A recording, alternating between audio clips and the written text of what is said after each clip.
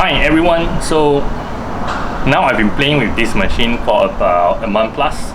My usual routine of every morning, a cup of coffee in the morning with milk. And some of you ask me, how do I make a froth? Until right now, I still do not know how to make a perfect froth that can do latte art. But I do know how to make a very nice, smooth froth as far as I know. But the little trick I asked from the seller is there are two things. One, you can see this little nozzle. So this nozzle is actually from here. It's attached together. So later I'll show you with this and without this what is the difference of the froth. What I learned is with this fat ass nozzle you will get to do a very nice cappuccino but in a bubbly format.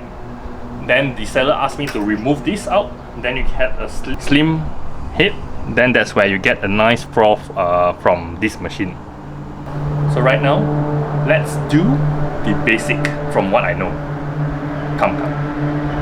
The very basic when you do your froth is, after the espresso, when you click froth, the first thing you need to do is to make sure that the water will come out from this pipe, is to make sure that it turns to steam. Here you go. See? From water to steam. So now it turns to steam. So you need this a very consistent steam. Then you turn it off. So when you're in this, usually I'll ask many of you to practice with water first. So get a mug like this. I bought it in Lazada. This is a 300 ml mug. Usually for a cup of coffee, some of you also ask me, how much milk do I put? I will usually put half until the tip here. And this will give you about 150 ml milk to put into your latte.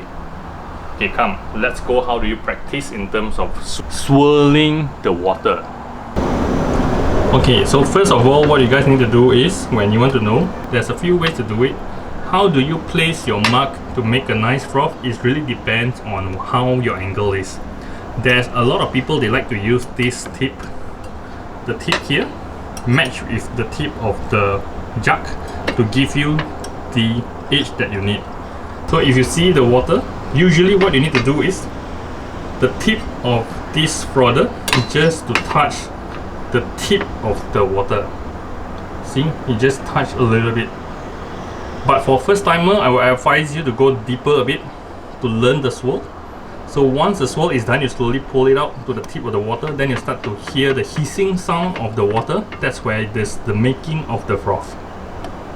So let's go. So you see that? Now you are swirling the water. You're swirling the water, then you need, so this is the hissing sound. Make sure you get this hissing sound. You have to catch the angle, not to be too much bubble. You see, this is too much bubble.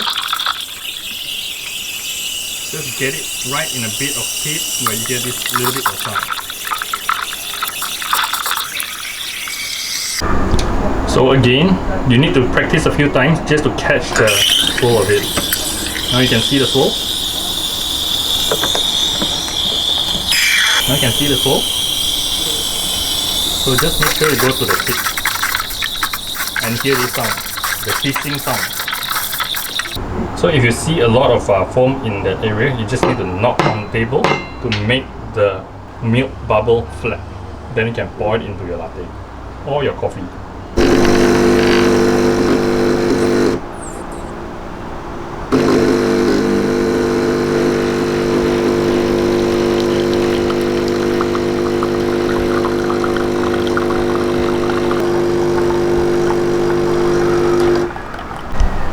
Okay, right now, so I'm going to use the fat ass kind of the nozzle. So this is the different. Rarely I use this. This is my third time to use this. So let's see how the milk looks like. Remember, you have to tilt so your milk can swirl. You see, immediately they have a lot of bubble in there.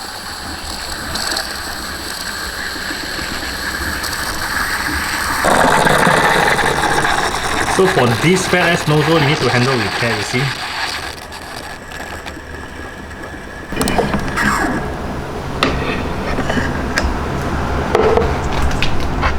Remember, every time when you do your frothing, you need to wipe. This is to protect and clean up the milk being stuck in there. You always need to remember to do this. Okay, right now,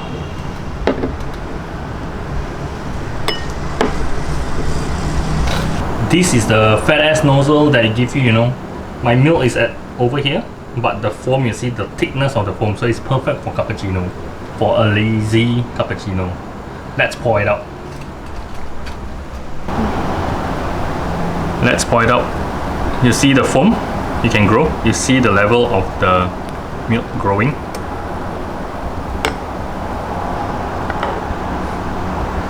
So there you go, your cappuccino.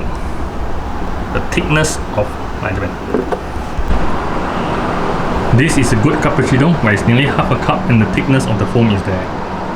And look at the texture of the foam. It's not too bad, not too bubble, but there's a lot of holes in there. Usually a good cappuccino, they won't give you a lot of bubbles, but this is because of the limitation of the nozzle that give you this. There you go. Okay, right now I'm using the one without the fat ass. I've removed this big thick nozzle, so I'm using the slim one. This is what I've been always used for my daily latte. Again, remember, plug it in.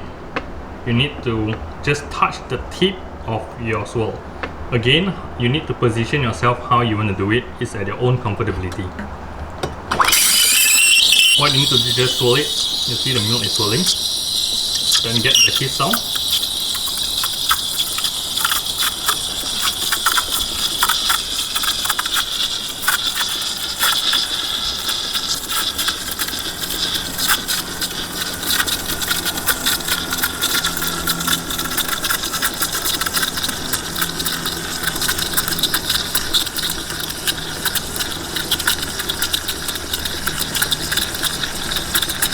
What you need to do is use your hand to touch it until your hand cannot hold it. Leave it 3 seconds. After that, that means your milk is ready to pour.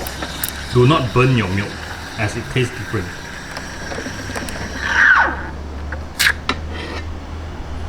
So you see there is a bubble in here. So what I usually do is I knock. Knock until the bubble is clear.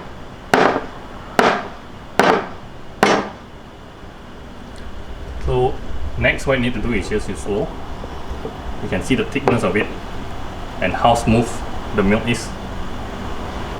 Okay, let's do it.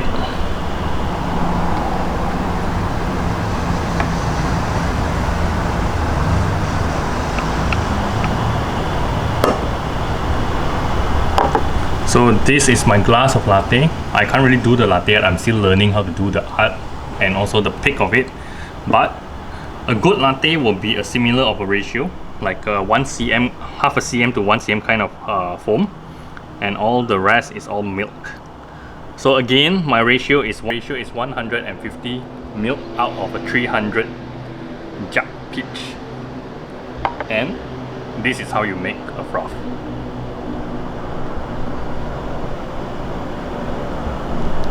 Thanks for watching. Like, click, subscribe, comment, whatever you guys need. And thank you. See you guys in my next episode. See ya.